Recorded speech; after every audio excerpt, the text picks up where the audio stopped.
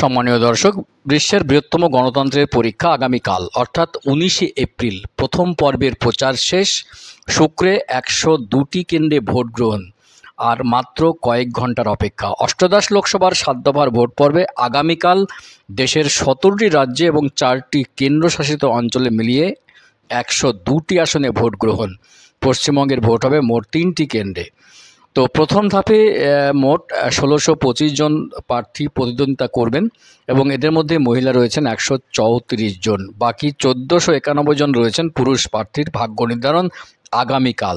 তো আগামীকাল ভারতবর্ষের কোন কোন রাজ্যে ভোট হতে চলেছে এবং কোন কোন কেন্দ্রীয় শাসিত অঞ্চলে ভোট হবে, বাংলায় কোন কোন কেন্দ্রে ভোট হচ্ছে এবং 542টি আসনের মধ্যে আগামীকাল 39টি আসনে ভোট গ্রহণ, কোন কোন কেন্দ্রে ভোট হবে জানিয়ে দেব আজকের ভিডিওতে।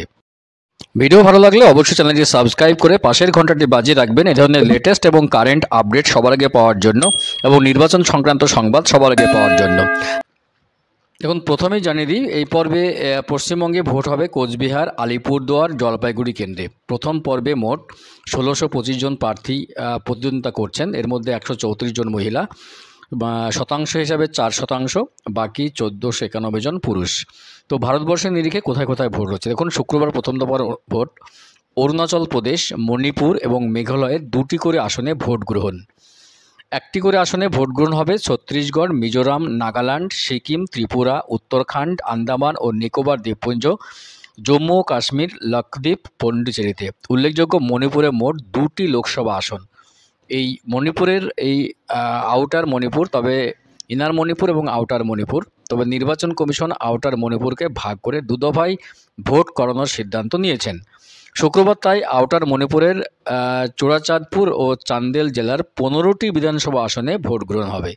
বিহারের 4, উত্তরাখণ্ড এবং মহারাষ্ট্রের 6, উত্তরপ্রদেশের 8টি আসন, রাজস্থানের 12টি আসন ভোট গ্রহণ হবে। এই দফার সবচেয়ে বেশি ভোট গ্রহণ হচ্ছে তামিলনাড়ুতে। দক্ষিণ ভারতের এই রাজ্যে 39টি লোকসভা আসনের সবগুলিতেই ভোট গ্রহণ হবে প্রথম দফায়। লোকসভার পাশাপাশি অরুণাচল প্রদেশে 60 এবং সিকিমের 32টি বিধানসভা আসনে ভোট গ্রহণ হবে।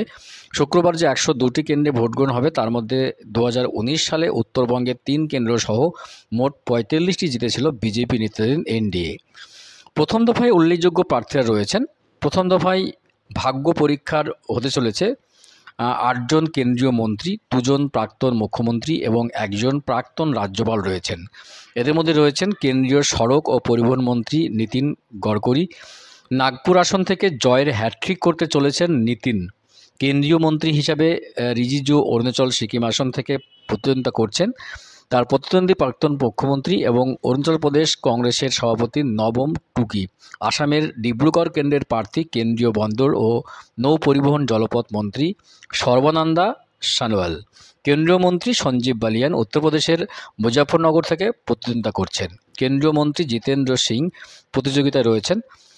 উধমপুরে জয়ের হ্যাট্রিক করায় তার লক্ষ্য। কেন্দ্রীয় মন্ত্রী ও রাজ্যসভায় সদস্য ভূপেন্দ্র যাদব আলওয়ার আসন থেকে কংগ্রেস বিধায়ক ললিত যাদবের বিরুদ্ধে প্রতিদ্বন্দ্বিতা করছেন।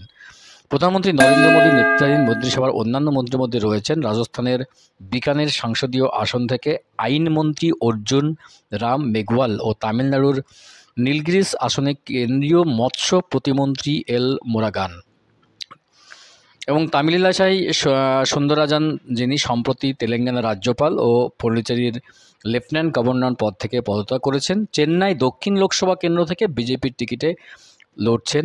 অন্যান্য বিশিষ্ট নামগুলির মধ্যে রয়েছে প্রাক্তন কেন্দ্রীয় মন্ত্রী পি চিদম্বরের পুত্র তথা শিবগঙ্গার সাংসদ কীর্তি চিদম্বরম। কোয়েম্বাটুর আসন থেকে তামিলনাড়ুর বিজেপি সভাপতি কে আন্নামালাই। নীলগিরি থেকে তামিলনাড়ুর প্রাক্তন মন্ত্রী রাজা। থুতুকুড়ি থেকে ডিএমকের কানিমোঝি। মধ্যপ্রদেশের সিন্ধুওয়াড়া থেকে সেখানকার প্রাক্তন মুখ্যমন্ত্রী কমলনাথের ছেলে নকুল নাথ। তো আপডেট ছিল আগামীকাল 19শে এপ্রিল প্রথম পর্বের ভোট গ্রহণ, 102টি আসনে, বাংলায় 3টি কেন্দ্রে ভোট। গুরুত্বপূর্ণ আপডেট ছিল। আর মাত্র কয়েক ঘন্টার অপেক্ষায় শুরু হচ্ছে প্রথম পর্বের ভোট। আর মাত্র কয়েক ঘন্টার অপেক্ষা, পরীক্ষা শুরু হবে বিশ্বের বৃহত্তম গণতন্ত্রের।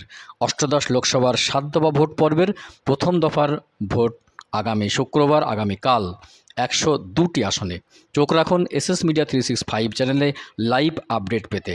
গুরুত্বপূর্ণ আপডেট দেওয়ার চেষ্টা করলাম আজকের ভিডিওতে। ভিডিও ভালো লাগলে অবশ্যই চ্যানেলটি সাবস্ক্রাইব করে পাশের ঘন্টাটি বাজিয়ে রাখবেন এই ধরনের লেটেস্ট এবং কারেন্ট আপডেট, নির্বাচনী সংবাদ সবার আগে পাওয়ার জন্য। তো দেখা হচ্ছে নেক্সট ভিডিওতে এই ধরনের গুরুত্বপূর্ণ আপডেট নিয়ে। ভালো থাকবেন, সুস্থ থাকবেন।